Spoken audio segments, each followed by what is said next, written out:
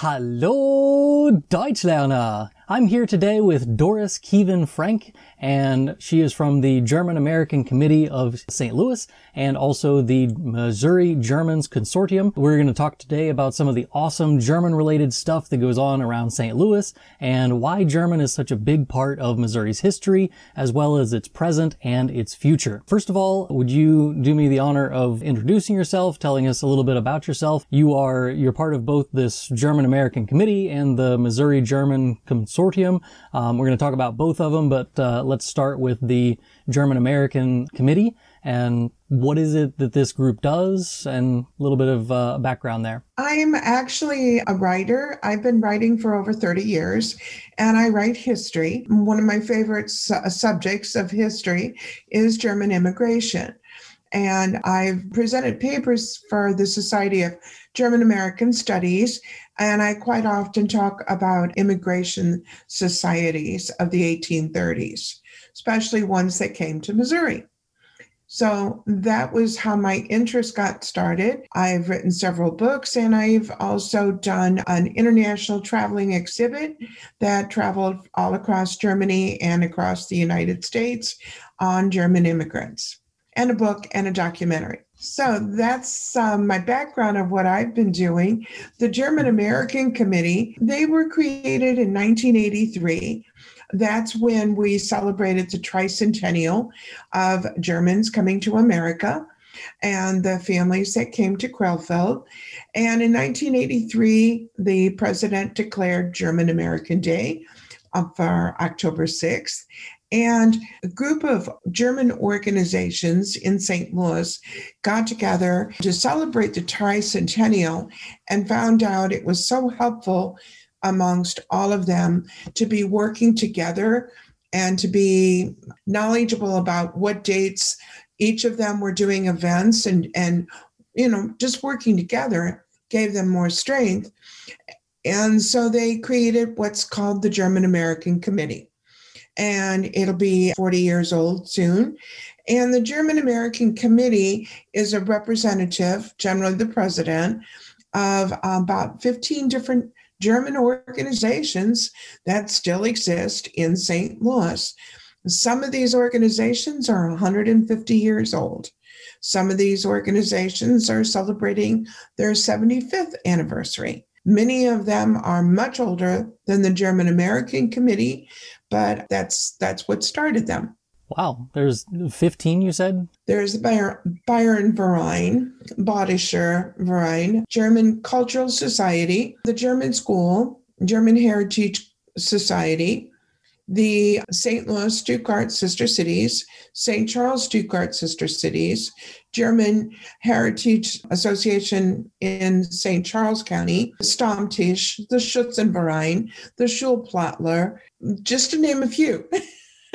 Wow, that's a lot of German, and this is all under that one umbrella of the German American Committee. We meet once a month, and we plan our events out a year in advance usually. Up until last year, we published a brochure every year that had our entire calendar, because a lot of the German American community in St. Louis wanted to still be able to attend these Wurst Market or the Schulplattler or the Manor Chorus concert or the Damen Chorus concert or the Liederkranz.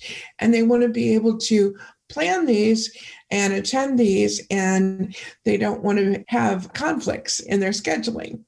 So we want to make sure that we don't all pick the same weekends. We do try to keep our events spaced out so that no two organizations are doing them at the same time.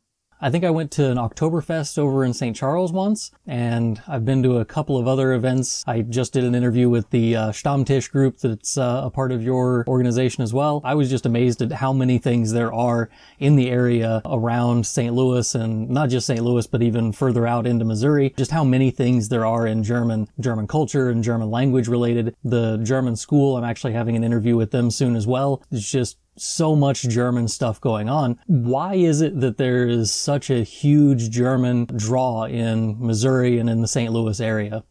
Germany back in the early 1800s, right as Missouri is now celebrating its bicentennial, 1820, in 1819, there was a German named Gottfried Duden who he was born in Remscheid, but he had his law office in Cologne. And he had heard of the great trailblazer Daniel Boone. In Germany at that time, in 1819, they had just finished the Napoleonic Wars. There had been a lot of famine, overpopulation. The things were stressful. The people had been promised that in defeating Napoleon, they would get to enjoy some of the same democratic principles that he had espoused. But when the government and all the principalities, kingdoms, and dukedoms all got together when the war ended with Napoleon, they changed their mind and reneged on their promise. The things were in severe turmoil, and there were hundreds of books being written about places to immigrate: England, Russia, South America. And this Gottfried Duden, he's an attorney from a wealthy family, had seen how in America, the newly opened land of the Louisiana Territory, that all these people were flocking to this new area. He saw that nobody had ever visited and actually could speak of it. So he came here, and he lived here between 1824 and 1827. He lived in a little area off of the Missouri River, just right along the Missouri River. If anyone knows where Washington, Missouri is today, it's directly across the river from Washington, Missouri. Now, he lived here from 1824 to 27. He returned in 1829 and he wrote a book. Now, this book was just the right words at just the right time. And it was just what they needed to hear. One of the things he had stressed is to travel in groups. After all, Missouri is very, very rural compared to Germany at that point. And he is saying there's safety. If the father should die, the mother needs to have others around that can speak her language. So in the 1830s, there were many immigration groups that were created. In the 1830s, 120,000 Germans would come from Germany to the United States, and a third of those would come to Missouri just because of Duden's book. That's why Missouri is part of the German Triangle. St. Louis, Milwaukee, and Cincinnati are the largest pocket of German population in the United States today. It's still the number one ethnic group. As late as the 2010, it was the largest group that claimed heritage of 50, there were 50 million. That is why the United States has so many German immigrants, but especially why Missouri. I know that over on the east side of the Mississippi River with the Illinois Germans, a lot of them also were part of all of this movement, and especially even more so part of the 1848, because the German revolutions did continue. And the 1848 revolutionaries that fled Germany after those revolutions failed were much more intellectual, and they could not tolerate the issues of slavery. And many of them chose Illinois for that reason. But that's why the region is so German. And Germans, of course, we know, went with the Union Army. Germans were predominantly anti-slavery. And St. Louis is the only city of its size that was a slave state that actually elected Abraham Lincoln. So that was probably a lot to do with the Germans. And it is also part of the reason that during the Civil War, I've heard it said, how was it expressed, that we were a Confederate state that the Union Army occupied. Well, yeah, we occupied. We lived here. We were Germans and we were Union. So that's how they think of us back over in the East Coast. So That's a little bit of explaining why we're so German here. Do you know if the lawyer Duden who wrote that book is any relation to the Duden Verlag that now does the very big German grammar book that comes out every year and the website? He is a distant cousin. His particular branch of the family, there were 5 siblings, and none of them ever married. He is not the progenitor of the dictionary, but he is a distant cousin, yes. We've got all of these German immigrants coming into the St. Louis area. Does that have an impact on the language learning and how many people in the St. Louis area learn German? Is there a large population of German-speaking people still in Missouri and in St. Louis? Yes, and the reason why, and I really love this opportunity to share this, because it is important to understand that World War I really put a quash on German heritage. And by World War II, that was stomped down even more. Newspapers were forbidden to publish in German. If grandma smoked German, she could not go grocery shopping. And you denied your German heritage. Now, in many, many places, that totally killed the German culture in those communities. When you lose your language, that's part of the important things, your religion, your church, but your food and your language, music, these are all important parts of a culture. And when you lose a portion of that as important as language, you, of course, then, you lose your identity. And we all know how, especially with Germans, their identities are so important to their dialects even, and how you can tell where they come from by their dialect quite often. And I think that's still very, very true. The reason we still have as much as we do is simply because we were so profoundly German up until that point.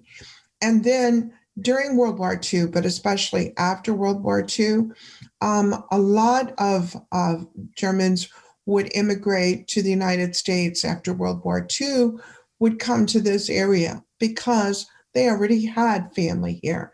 There was a family member or a cousin, or they knew of us enough that you would always want to settle. An immigrant has 2 factors. It's the push and the pull. And the pull, it's quite often said how Missouri and the Mississippi River and the valleys, that we look so much like Germany, which is true, but you don't pick up your family and sell everything and say goodbye to all your friends and family just to go to a place that looks like where you live then. You go for much more important reasons, but you choose where you go to because of who is there and what draws you there. And if you know that you can go to a place where there are others that enjoy the German culture and speak the language, you're of course going to want to choose there. Yeah, absolutely. And so I just find it fascinating that, a lot of people in America will say, I'm German, my family's German, or my great-grandmother came over from Germany. But the amount of people in the St. Louis area is just kind of overwhelming with how many German people there are, and German people who still speak German, as well as just people who, you look at their last name, you can tell immediately that they're of a German family and that they're still carrying on that German tradition and stuff. It's just always fascinating to me to see, especially if you drive through St. Louis, there's signs of businesses that have German names or street signs that have German names, and just so much of the German has been preserved in St. Louis that I personally just find it fascinating, and it's very good to see that it's still thriving in the St. Louis area. Another good way to determine a community's German heritage, I live in St. Charles. There are certain cemeteries here, very large city cemetery, and you drive through it, and it is just one German name after another. So, yes, I always think that's another good way to really judge the community's Germanness. The German Heritage Society has been working on changing some of the street names. That's been one of their projects. You can't actually change the whole street's name. That's too difficult, but we have gotten the city to change some of the street names. Jim Merkel has spearheaded that, and to put honorary plaques that are the original German name. There are some communities that World War II, there was to be no sign of any kind of German allegiance. Nobody wanted to say that they lived on Hamburg Street or such. And they would ask, for instance, in St. Louis, Pershing is actually Berlin. And that was changed at that time. They don't know this, the people that live there, but Pershing has German ancestry as well. But he was more noted as an American, and that was a movement throughout the whole United States. And St. Louis amazingly didn't have that many city streets renamed. We have kept a lot of them. I grew up around Effingham, Illinois. It's not terribly well known, but next to Effingham is a town called Teutopolis, and it comes from the Teutonic Forest, and a lot of their immigrants came from those areas in Germany. One of the things that I found fascinating is like their churches will have their stained glass is inscribed in German. And so it's, in memory of whoever that family may have been that donated money to the church at the time. And all of those windows are inscribed in German. And this happens in quite a few of the churches in that area. And it's just another cool little tidbit about the culture that's still preserved there. It's unfortunate, the loss of the language. There's old cemeteries that get cataloged, and sometimes people not knowing German read a headstone, and where it says "Hier ruht," and meaning "here lies," they put down that as his first two names. So I have seen that happen too. So if you don't know the language, there are still churches that do German Christmas services. Here in Missouri, there's a little town, a little area in southern Warren County that has been documented that even as late as 1930s, there was a craftsman there still making wooden shoes. The mascot actually for the school that I student taught at was the Teutopolis wooden shoes. And even wooden shoes are like dialects in Germany too. Mm-hmm. The different areas, they had a different way of carving, either a point or a twist, or that a different brand of how they made their shoe. We've talked about the German American Committee. What is it that the Missouri Germans Consortium does? We're about 12 years old, but one of our biggest projects, what we actually do is we collaborate and we help promote and create and produce events for German Americans and for the public that promotes the German culture and German education. For example, back in 2009, a group of Germans had come to the United States that for 5 years had been researching a certain group of immigrants that had come, that had formed a society back in the 1830s. And they had come to America. They had already been studying this group for 5 years. These were actors and writers and producers, authors, photographers. They thought, well, what happened to them in the United States? They visited Dutzow, which is the first of our German settlements here in Missouri. It adjoins the land of Godfrey Duden. So it's there across from Washington. And they made a documentary that it's amazing to believe, but, they were just as interested back in Germany to know what became of these German immigrants. And it led to a project that was funded by the Ministry of Culture in Germany. And it was an international traveling exhibit about the Gießen Immigration Society that traveled from Gießen, Germany to Bremen, to Washington, D.C., to here in St. Louis, to the Missouri History Museum. It's projects like that we work on, and we help buses and tour buses and just things like that. We find ways to help organizations fund their projects that promote the German heritage. We have an exchange program at our high school. Maybe the next time that the Germans are allowed to come back into the United States, we'll have to take them to the German History Museum and see something that might be going on in the area. The Missouri History Museum, when it's open, does have a tour that's even in German. So a lot of people don't realize that. That's got the headphones so that our international visitors can listen in and find the different things throughout the museum that are German. There's a lot of German things that a lot of people probably aren't aware of in our city, and that's what we just try to promote. Do you yourself speak German, or have you ever had any classes in German?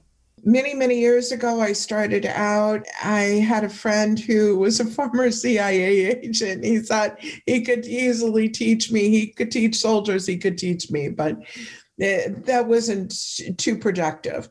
But I have had a couple of years of German in college, and I had a couple of years at the German school in St. Louis. Since I don't spend so much time as I should probably with people speaking German, when my German friends come, and I think your students will understand this, when my German friends come, my first day or so, I'm sort of like, just trying to get the ear right. And by the second day, I can nod, but I never feel very, very good at speaking it. The reason is when I started my research back 30, 40 years ago with Dudensbuch and other German papers, what I was doing was translating with a dictionary. And I am what you call a scholar German, to where I can look at a word and I know that word, but I can't say that word very well. Even my German teachers will say that. They go, "What did you say?" Mm-hmm. I'm not good at speaking it. I do read it and I do understand it when I'm hearing it. That's half the battle. A little bit more practice and you probably could do a little bit better than you probably think. Because to me, it's a lot of, get that input and get how much you can absorb from the language. So understanding it is that first concept. And then once you get to that point, it's more start producing that language. One of the things that you definitely would need would be an opportunity to go out into the community and speak German with whoever it is that might be around. Do you have any recommendations that someone might be able to go to in the St. Louis area to speak German? I do. If it were me, and I want to, and I so many times get this question, and people, friends coming from Germany, and the German Cultural Society in St. Louis has a hall downtown on Jefferson. But even better, they have what's called Donnell Park on Four Ridge Road in Jefferson County. And if you visit at any one of their events, I can assure you there's going to be lots of people sitting around that speak German and are talking to each other in German. And you're going to hear the German. You're going to hear the German music. The young dancers, the Jungen group, or the Schulplattlers will most likely be performing. And the food will be German. Those are the things I would do, is attend events that are put on. And we do have an honorary consul in for Germans here that have dual citizenship or need help or that. St. Louis does have an honorary consul office too. Well, those are all of the questions that I had for you. Do you have any questions for me about any of the things that I'm doing, or anything else that you'd like to, pick my brain for? I think the most important is this. I see on my side, and I get so many stories of school districts closing down their German language education. That troubles me greatly in the higher education and in the high school. I do feel the sister city exchange groups are the best way for any young people that are interested. It's not only a good way to understand and use the language and learn about the culture and exchange. Once the German language goes away in a school, it really causes even the sister city to flounder then as well, because it's very difficult to partner to schools or to communities.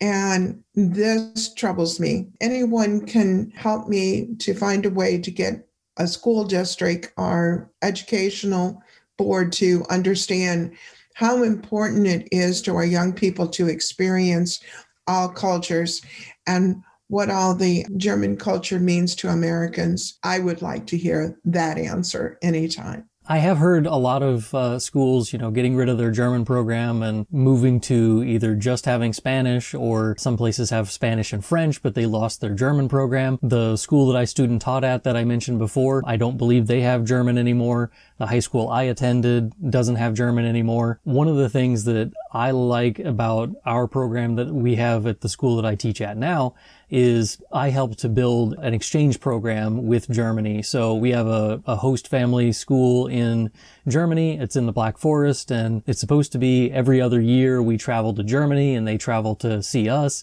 And we have students who do a one-to-one exchange. So the German student that they host in the fall is the same German student that they go to visit in June. And so they get not just the cultural aspect of it, but you get those personal relationships in between the countries. And it's those kinds of connections that, as we build this program, it kind of solidifies the entire program because of that. And so I'm encouraged in that way.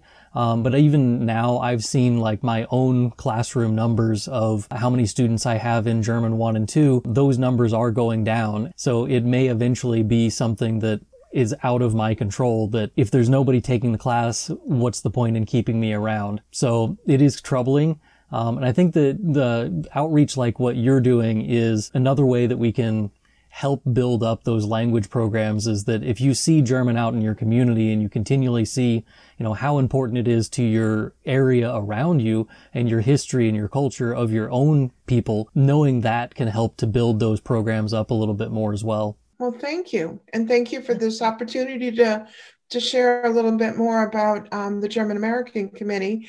And yes, I'd like to believe that the German American culture is still very much alive in St. Louis and in our whole region. Thank you for sitting down to chat with me, and I look forward to hearing from whatever it is that's next going on in Donau Park or elsewhere in St. Louis. Thank you.